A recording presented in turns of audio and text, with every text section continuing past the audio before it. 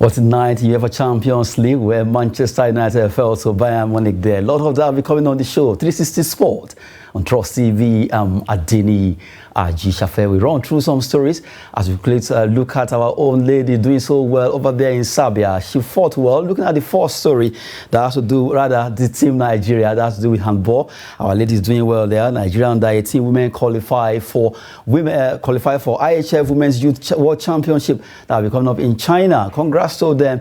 They defeated Morocco 28-16 in their game, and right now they've been able to secure a ticket for the 2024 IHF, that's International Handball Federation Women's Youth Championship, that will be coming up in China. Congrats to our team who are really doing well over there in Tunisia. They were able to do well in that particular competition there. Congrats to the team, and we hope that they'll be able to at least perform better. This is the first time that they'll be qualifying for this competition since 2006. They've been trying to see how they can make it, but it has never happened. But for the first time since that year I mentioned, 2006, they have been able to make it finally. Congrats to our ladies under 18 women handball team who will be playing over there in China in 2024 after they get to semi-final of the competition. Congrats to them, and we hope that they can actually scoop this one that they are fighting for. That is the one taking place in Tunisia. We wish them all the best. We're talking about the ladies there. While we talk about that, we also look at another set of women. This time around, Super Falcons did not play their match against Sao Tome because Sao Tome women opted out. They don't want to play against Nigeria, citing some issues. But right now, let's give you the result of the women AFCON is actually taking place across Africa. For the result, we have Burkina Faso defeating Eswatini 3-2. Rwanda losing against Ghana at home 7-0.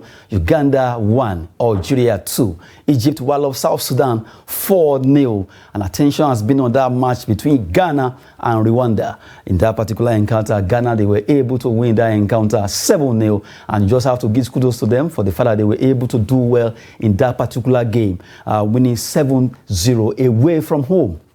Congrats to the Black Queens of Ghana, who are really making sure they get better when it comes to women football. They are really one of the forces to be reckoned with right now.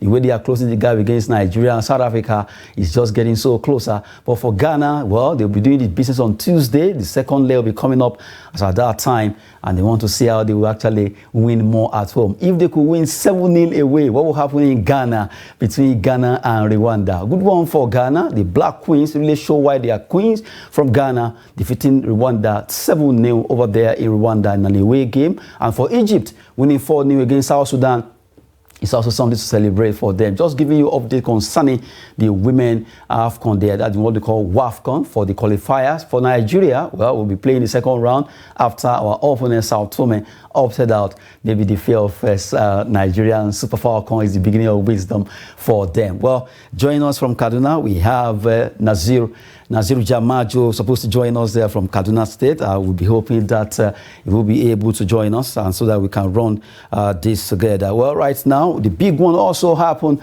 yesterday across different centers in Europe. The matches were played, and we have UEFA Champions League, a big one there. Big matches being played across Europe there.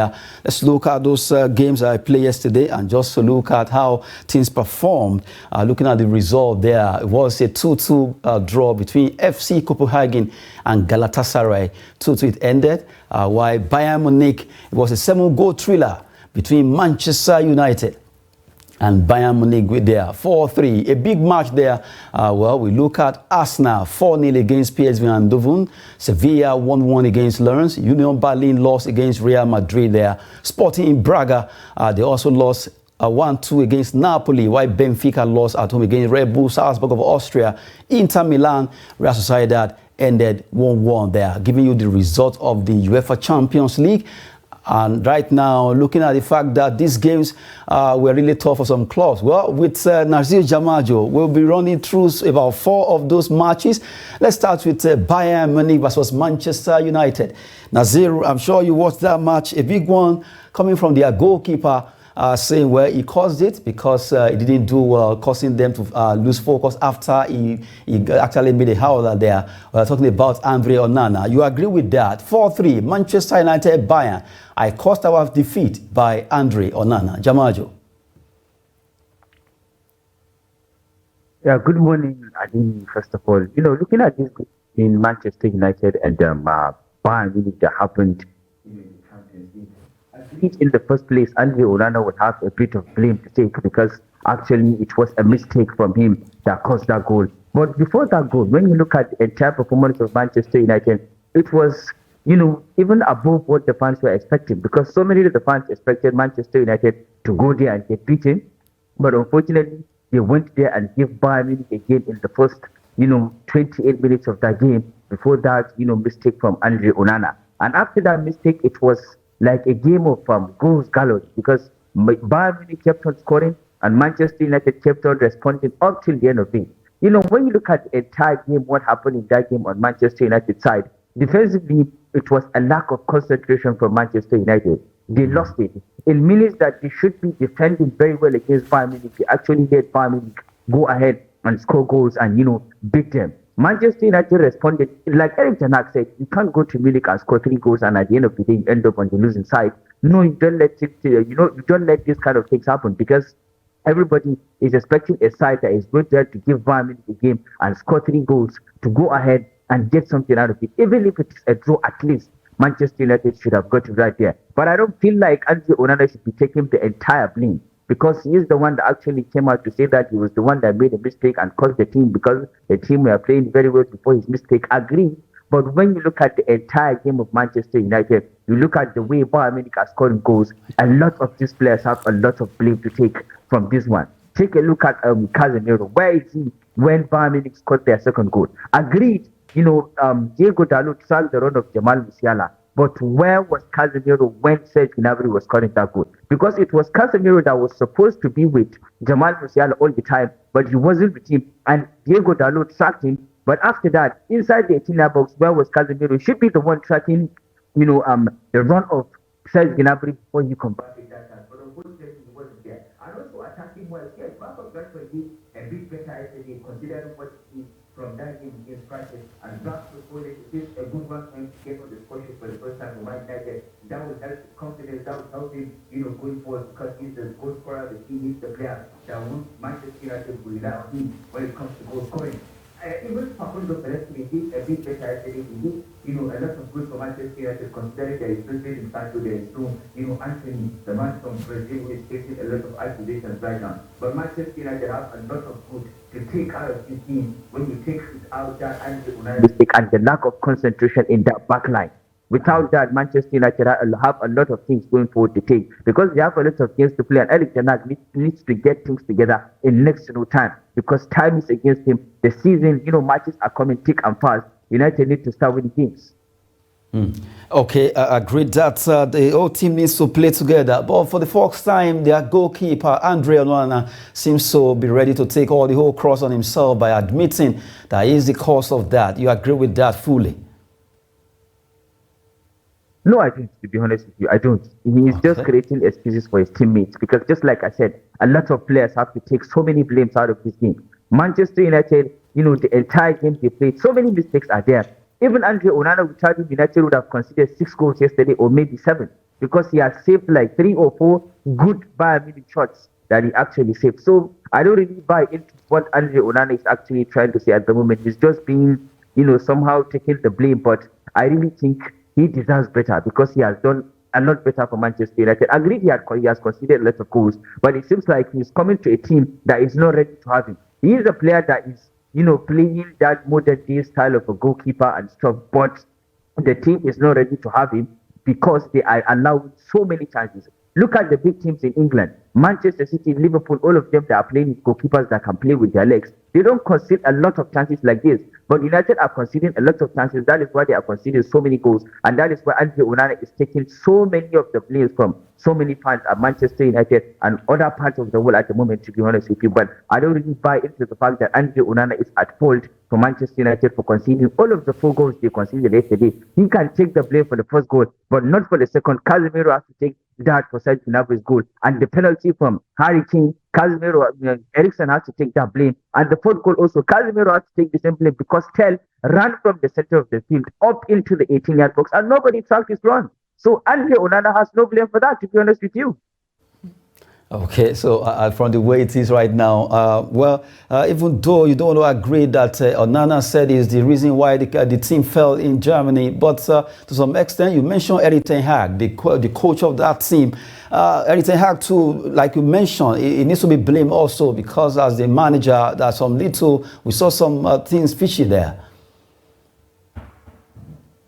Yeah, you have to blame the coach because there is no way a team is going to be beaten without the blame of the coach. But in as much as you blame him, you have to cut him some slack because just like he said after the game, he is yet to have his full team to select from because he has a lot of injuries. Just look at the team right now. Aaron Wan-Bissaka is out. No Luke Shaw, no Charles Malacia. Rafael Varane is also injured. Sofian Amrabat, the signing from Fiorentina, is also struggling with injuries. Mason Mount, the new signing, also is struggling from injuries. And Rasmus Højlund, it's been 3 games that he made it back into this Manchester United team. So you have to cut him some slack because of the injuries. But sometimes his stubbornness is what is costing Manchester United. You see lapses in the game that the coach should be making substitutions to cut those mistakes, but Erik ten Hag will just relax and be stubborn and let things do happen the way they are. So he has to take some part of the blame also. And also for the chances that Manchester United are conceding is the structure that is causing that, to be honest with you. Erik ten Hag has to work on that a bit because Manchester United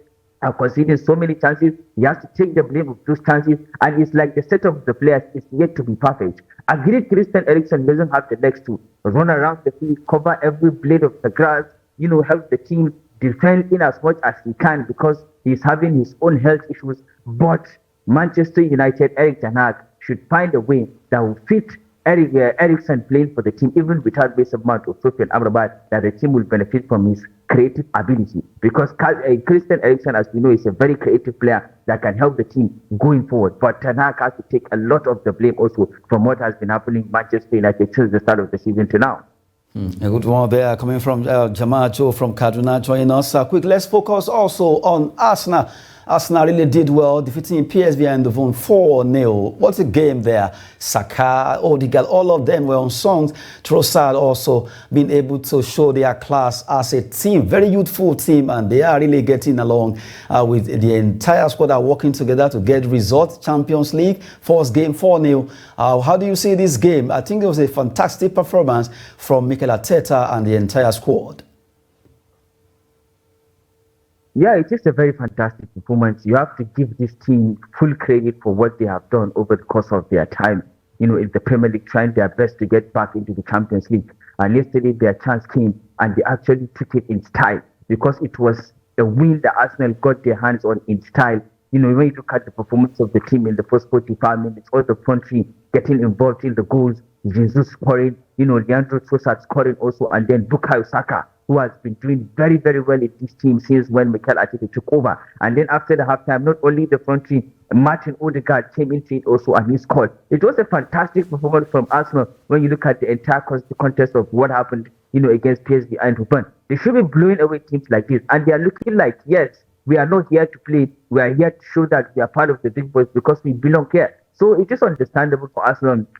Things have been very good for them from Declan Rice orchestrating things at the center of the park in style, to Bukayo Saka scoring goals, to Jesus scoring goals, to Leandro Trossard also scoring goals, and to William Saliba in the back line together with Benjamin White doing what is expected from them. But where the problem is at the moment at Arsenal is the goalkeeping department, because there has been a lot of questions regarding David Dwyer and Aaron Ramsdale, because Mikel Arteta dropped Ramsdale and he kept on picking. Okay. A good one there from Jarmajo talking about Arsenal versus PSV. It was a big one, routing them 4-0. You just have to appreciate what they are doing. Now, we're talking about Arsenal, but let's just digress a bit. After all, we have UEFA Champions League perennial winners, Real Madrid. They pipped, they actually won their game, 1-0 against Union Berlin of Germany there. Jude Bellingham seems to be scoring in all the matches he's playing. And right now, this young lad from England, Jude Bellingham, Jarmajo, you agree with me? He seems to get it so right the way Erling Haaland is doing for Manchester City. Yeah. Because, on the scoring department, I agree with you, to be honest, because this guy has been scoring goals, and actually at Borussia Dortmund, that is not his biggest strength. But at Real Madrid, it's like he's adding some, source to what he can do from Borussia Dortmund right now to Real Madrid, because Real Madrid actually sacrificed their system. They turned into playing in a diamond right there at the center of the park because of the signing of Jude Bellingham, a player they signed for more than 100 million euros, and he's coming in to score the goals almost all the time. Yesterday Real Madrid actually struggled, especially attacking wise. Carlo Ancelotti made the substitution like he did everything that he should be doing from the touchline. But at the end of the day, Marcelo kept on missing those chances. Rodrigo was also struggling to score the goals. But at the end of the day, the main man, taking of Jude Bellingham right now in Madrid, is the guy that actually popped up and scored the goals. You have to give him every credit when you talk of Jude Bellingham for Real Madrid. He came in surprisingly, he's the one scoring the goals almost all the time for Real Madrid. He's the one popping up to do everything that's expected, especially attacking wise. He has bailed them out like 4 or 5 times this season because he has scored 6 goals. And there is a game that he scored twice against Almeida, if I'm mistaken. So when you talk about the numbers that is popping up, you look at the numbers, you feel like, wow, this guy is doing very, very well. And on the playing part also, he's doing exceptionally well. You just can't take away anything from Jude Bellingham right now. He's Real Madrid's main man. Right now, it seems since Benzema left, Bellingham seems to be taking that big shoe and really is doing so well for Real Madrid. Yeah, he's doing, especially just like I said, on the goal scoring part, because in the Champions League, that is where Real Madrid fans want their team to perform all the time. And that is where Jude Bellingham performed yesterday. It was his debut in the Champions League, and he popped up scoring the goals. Because after the departure of and after the conclusion of the transfer window, I sat down and looked at this Real Madrid team. I was like, who is going to score the goals for them in the Champions League? Because it was Benzema from the past 2 seasons that was scoring the goals, and I was like, who is going to score it right now? Right now, there is no Vinicius Junior, whom they actually missed yesterday because they really wanted a player that would take on 1, 2, 3 players out of the game because of how Union Berlin were organized. And Rodrigo actually started doing that in the second half because that was when he got into the gear of playing the game. But, Jude Bellingham, he scores the goals and he's just very, very well for Real. Just like I said earlier, 6 goals in 6 games. You can't take that away from Jude Bellingham there. 6 goals, 6 wins. Well, right now, we look at another one on the group, the Champions League. That has to do with Napoli. Napoli went with Portugal to play against Braga, and they were able to win 2-1. Our own Victor Osimhen, even though he didn't score, he did a yeoman's job by being at least voted the man of the match there. Congrats to him, and really, he showed his class why he is the top scorer over there in Italia Serie A last season, and also winning the Scudetto. Well, he's on the race right now, being nominated for 2 awards, and also we know that the African Footballer of the Year, that is a sure bet for him. But right now, for Napoli versus Braga 2-1, how do you see that game? Looking at the fact that our old Victor Osimhen was on, really, he was on the best performance for that yesterday match.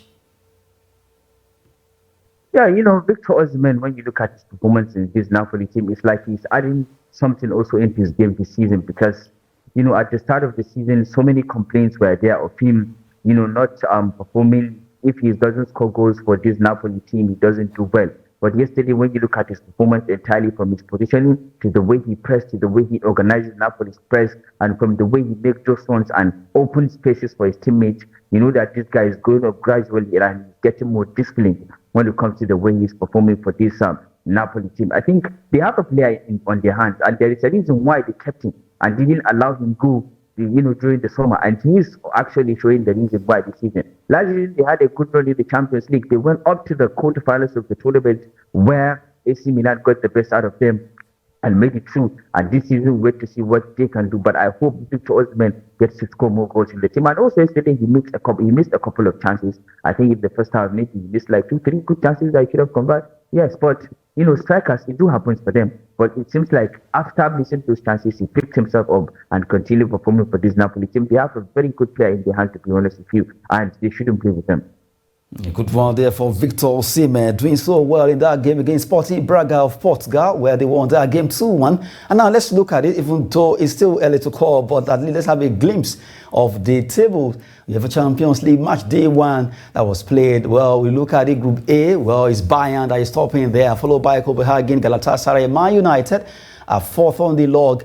Looking at this, well, as expected, a big one there. People have been tipping Bayern and Man United being able to sail through, but it's still very early to call now. For Group B, Arsenal are topping there with 3 points. Sevilla, RC Lens, and PSV are in that pecking order. Well, Jarmajo, these two groups, A and B, Bayern, Arsenal, they are ready to make statements, topping for the first match day 1 of Champions League. Yeah, they are doing exceptionally well, to be honest with you. Although Bayern are not that, first-class team that you expect them to beat Manchester United thoroughly like they used to do to English teams, because we have seen that over the course of the years, what they did to Arsenal, what they did to Tottenham, also what they did to Chelsea. But yesterday, Manchester United tried their best, but unfortunately, it wasn't enough. And in this group, I still feel like Manchester United have a chance. It is Galatasaray and Copenhagen. So these two teams, Manchester United should be picking the maximum points against them. They should be beating them one at home and away so that they can grab those 6 points. No matter what happened in their second leg against Bayern Munich at Old Trafford, where Manchester United have done very, very well under Erik ten Hag. I think they have gone like 20 to 30 games unbeaten at the theatre of games before they get beaten against Brighton, last weekend. So at Old Trafford, they have a very big chance playing against this Bayern Munich team. So they still have a chance in this group. It is still early days, just like you said. And in Group B also, Arsenal, when you look at the entire teams that are in the group, from PSV to Sevilla to Lens, Arsenal should be the ones topping the group at the end of the day so that they can get an easy team playing in the round of 16 of the tournament. Arsenal deserve to play in the next round of this tournament when you look at the teams that are in this group. But sometimes you just can't say when it comes to Champions League football, when it comes to this kind of knockout football, anything is possible. Anything is possible there. Just to give you a glimpse of what is happening concerning Champions League table there. Let's go back to that table. Napoli are really doing well. Napoli and Real Madrid are topping in Group C. Napoli, Real, AS Braga, and Union Berlin. In Group D, Salzburg of Austria, followed by Inter Milan, Sociedad, and Benfica. In Group E, you have Feyenoord, Atletico Madrid, Lazio, Celtic. While Group A, you have PSG, AC Milan, Newcastle, and Borussia Dortmund. In Group G, Manchester City, the defending champion, are topping there. You have RB Leipzig as Red Bull Salzburg. They also have their own name in their language there. Young boys are standing for there. And you have Group H, Barcelona, Porto, Shakhtar Donetsk, and Antwerp of Belgium. Really, just to give you a glimpse of how the tables are standing all days. Well, Jarmajo, I'll take you on this before you go. Looking at this year's Champions League fights now, which team are you tipping? Because it seems attention is on Manchester City, that they will defend this. In fact, 37% of the entire vote has been allotted that Man City will win it again. Do you agree with that? I have my own doubts. But to be honest with you, when you look at the teams that are playing in this tournament, is there a team that looks better than Manchester City in this competition? I sat down and asked myself this, but I couldn't get an answer up till today in my head, because Manchester City are a team that always keep improving, keep getting good players, keep scoring goals. And Pep Guardiola is the guy that is putting everything in order, organizing the team just as we expect a big team to be. And after winning that first Champions League, just like he said in his press conference, now the team will be playing without any pressure on top of their head, because they know that they already have this trophy in their cabinet. So that won't apply any sort of pressure on top of their head when it comes to the talk of them winning the Champions League. They already invested in Jerome Doku, who has came in and shown what he can do to the City team, bailing them out against West Ham United after conceding the first goal. And then we have seen what Matheus Nunes can also offer at the center of the park. And there are lots of good players in that Manchester City team that we look at and say, oh, they still have a big chance this season. But maybe Real Madrid, even if they don't play well in the league, they always pop up in the big games in the Champions League and score goals and win games. But maybe also Bayern Munich will have a chance also to, because almost every single year, Bayern will always have a chance of competing in this tournament. And somehow also Barcelona fans out of nowhere are beginning to have some hope in this tournament, because they actually trashed Antwerp by 5-0. But it is Antwerp, it is not Bayern Munich, it is not Real Madrid, it is not Manchester City. But wait, to be honest with you, I don't really see any team on paper better than Manchester City when it comes to this Champions League this year. Well, thank you so much, Nazir Jarmajo, joining us from Kaduna there to give some analysis on the UEFA Champions League. Thank you so much. You're welcome. Okay, before we go, let's quickly run through some transfer stories from the home scene now. Bayelsa Queens captain Uzoamaka Igwe joins Egyptian club, Wadi Degla. She has moved to join Egyptian club there. Good one for Bayelsa Queens captain, Uzoa Makayegwe. Congrats to her. Wish her all the best. Defender Glory Edet joined DR Congo champion TP Mazembe women from Bayelsa Queens. 2 players from Bayelsa Queens moving away, one to Congo and one to Egypt there. Well, for Borussia Dortmund, they says, well, they have no interest in resigning Manchester United winger Jadon Sancho. News came out that Sancho could be going back to Borussia Dortmund, but now the club came out to say we don't have that interest. So Sancho, stay with your Manchester United. And the last one says former Italy striker Vincenzo Montella is said to be appointed as Turkey coach. He's really edging closer, and an announcement is imminent concerning him taking over as the coach of Turkey there. That will be it on the show 360 Sport on Trust TV. Adeni Aji Shafe. Thanks for watching.